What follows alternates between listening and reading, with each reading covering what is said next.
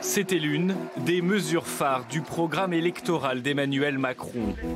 Baisser l'impôt sur les sociétés afin de rendre nos entreprises plus compétitives. Aujourd'hui, les grandes et moyennes entreprises françaises sont taxées à hauteur de 33% de leurs bénéfices, bien plus que la plupart de leurs voisins européens. En 2022, leur taux d'imposition va baisser à 25%. Pour les petites entreprises, en revanche, rien ne change. Le taux d'imposition est et restera de 15%.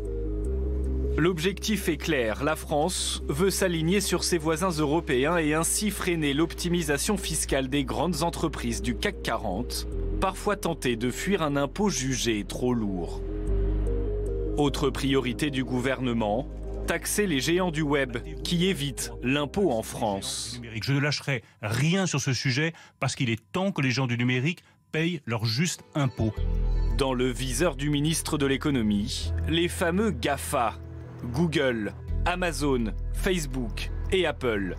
D'ici la fin de l'année, la France espère imposer à ces poids lourds du numérique une taxe calculée sur le chiffre d'affaires et non plus sur les bénéfices, là encore, pour réduire les techniques d'optimisation fiscale. Une taxe GAFA qui, si elle était adoptée en cours d'année, pourrait rapporter, selon Bruno Le Maire, 500 millions d'euros supplémentaires dans les caisses de l'État, rien qu'en 2019.